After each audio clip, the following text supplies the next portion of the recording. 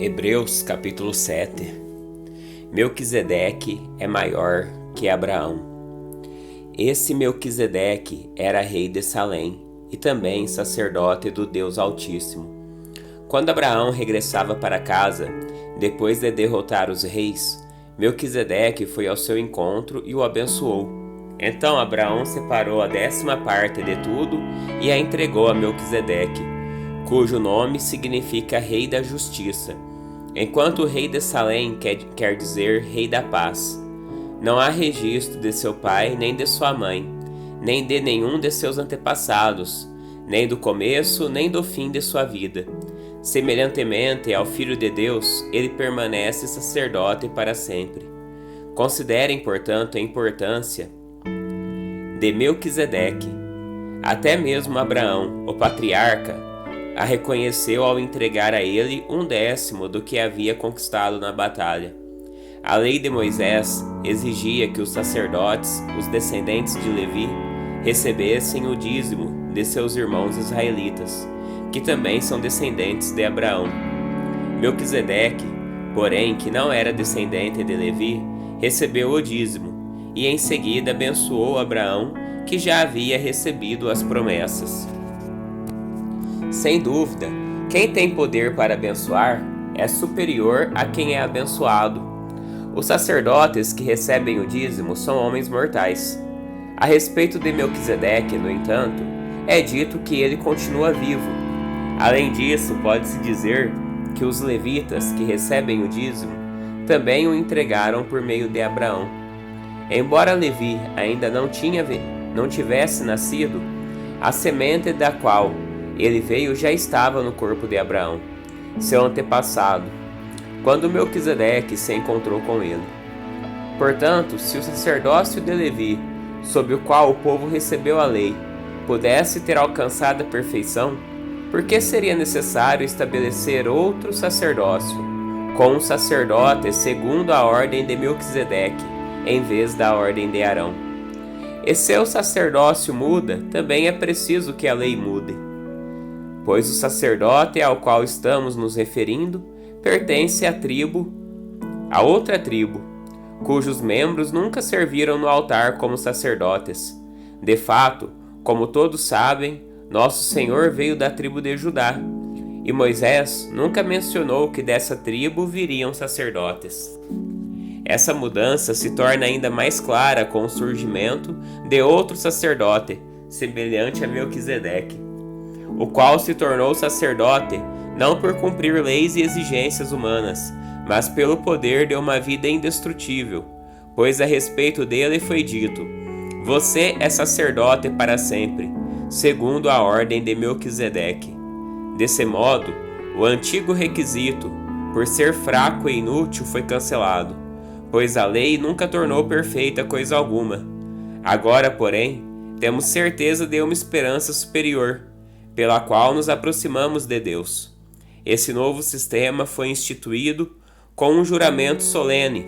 Os outros se tornaram sacerdotes sem esse juramento, mas a respeito dele houve um juramento, pois Deus lhe disse: o Senhor jurou e não voltará atrás, você é sacerdote para sempre.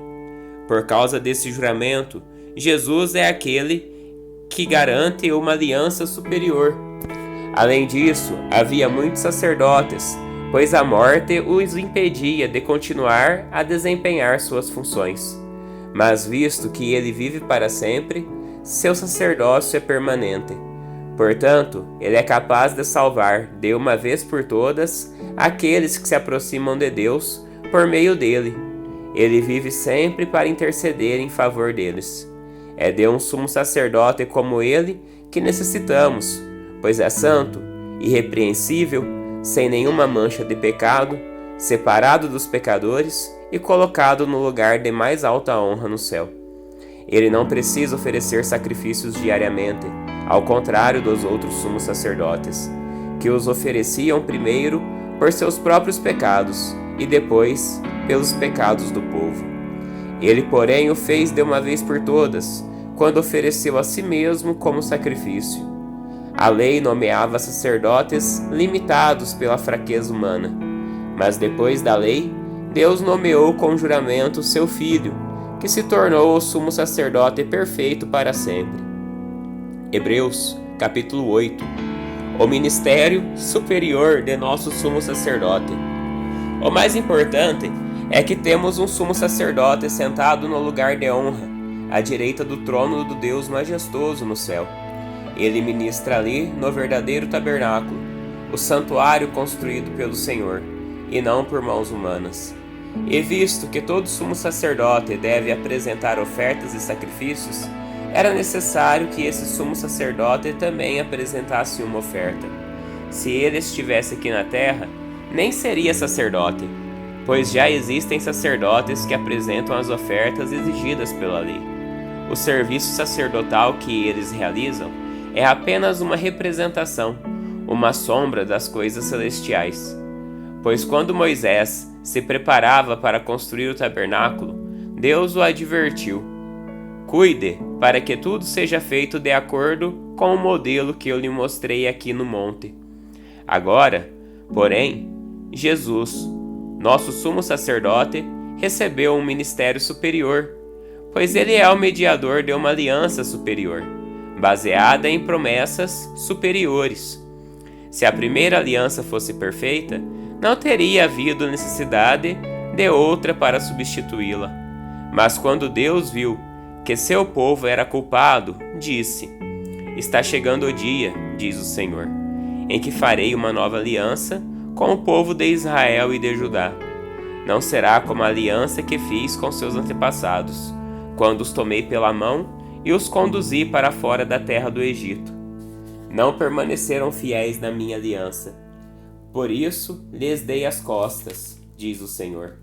E esta é a nova aliança que farei com o povo de Israel. Depois daqueles dias, diz o Senhor, porei minhas leis em sua mente, e as escreverei em seu coração. Serei o seu Deus, e eles serão o meu povo. E não será necessário ensinarem a seus vizinhos e a seus parentes, dizendo: você precisa conhecer o Senhor. Pois todos, desde o mais humilde até o mais importante, me conhecerão, e eu perdoarei sua maldade. Eu nunca mais me lembrarei de seus pecados. Quando Deus fala de uma nova aliança, significa que tornou obsoleta a aliança anterior. E aquilo que se torna obsoleto e antiquado, logo desaparece. Hebreus capítulo 9. A adoração na antiga aliança. A primeira aliança tinha regras para adoração, bem como um santuário terreno. Esse tabernáculo era dividido em duas partes. Na primeira ficava o candelabro e a mesa com os pães da presença. Essa parte era chamada Lugar Santo. Depois havia uma cortina e atrás dela a segunda parte, chamada Lugar Santíssimo. Nessa parte ficava o altar de ouro para o incenso e a arca da aliança, inteiramente coberta de ouro. Dentro da arca havia um vaso de ouro contendo maná, a vara de Arão, que floresceu, e as tábuas de pedra da aliança. Sobre a arca ficavam os querubins da glória divina, cuja sombra se estendia por cima do lugar de expiação. Mas agora não é momento de explicar essas coisas em detalhes. Quando tudo estava preparado, os sacerdotes entravam regularmente no lugar santo para cumprir seus deveres sagrados. Mas apenas o sumo sacerdote, e só uma vez por ano, entrava no lugar santíssimo. Ele sempre apresentava o sangue do sacrifício pelos próprios pecados e pelos pecados que o povo havia cometido por ignorância.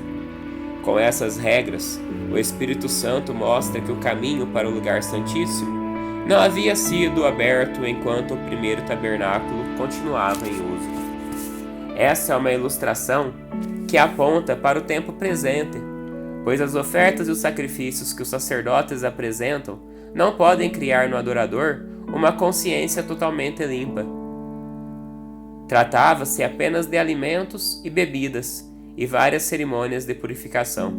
Eram regras externas, válidas apenas até que se estabelecesse um sistema melhor.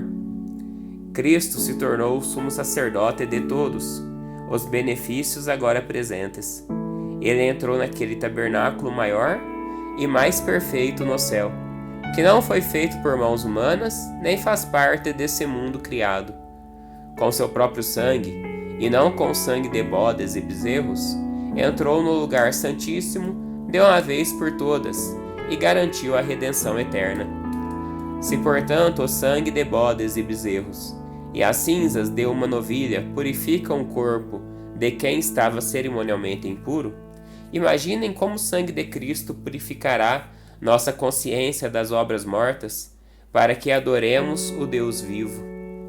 Pois pelo poder do Espírito Eterno, Cristo ofereceu a si mesmo a Deus como sacrifício perfeito. Por isso ele é o mediador da aliança, para que todos que são chamados recebam a herança eterna, que foi prometida. Porque Cristo morreu para libertá-los do castigo, dos pecados que haviam cometido sob a primeira aliança. Quando alguém deixa um testamento, é necessário comprovar a morte daquele que o fez. O testamento só se torna válido após a morte da pessoa. Enquanto ela ainda estiver viva, o testamento não entra em vigor. É por isso que até mesmo a primeira aliança foi sancionada com o sangue. Depois de ler todos os mandamentos da lei e todo o povo, Moisés pegou o sangue de novilhos e de bodes, e também água, e os aspergiu com ramos de ísopo e lã vermelha, sobre o livro da lei e sobre todo o povo. Em seguida disse: Este sangue confirma a aliança que Deus fez com vocês. Da mesma forma aspergiu com sangue o tabernáculo e todos os utensílios usados nos serviços sagrados. De fato, segundo a lei, quase tudo era purificado com sangue, pois sem derramamento de sangue não há perdão. Assim, as representações das coisas no céu tiveram de ser purificadas com o sangue de animais. As verdadeiras coisas celestiais, porém, tiveram de ser purificadas com sacrifícios muito superiores, pois Cristo não entrou num santuário feito por mãos humanas, mera representação do santuário verdadeiro no céu. Ele entrou no próprio céu, a fim de agora se apresentar diante de Deus em nosso favor. Ele não entrou no céu para oferecer a si mesmo repetidamente, como o sumo sacerdote aqui na terra, que todos os anos entra no lugar santíssimo com o sangue de um animal. Se fosse assim, ele precisaria ter morrido muitas vezes, desde o princípio do mundo. Mas agora, no fim dos tempos, ele apareceu, uma vez por todas, para remover o pecado, mediante sua própria morte e sacrifício. E assim como cada pessoa está destinada a morrer uma só vez, e depois disso vem o julgamento, também Cristo foi oferecido como sacrifício uma só vez, para tirar os pecados de muitos. Ele voltará, não para tratar de nossos pecados, mas para trazer salvação a todos que o aguardam com grande expectativa.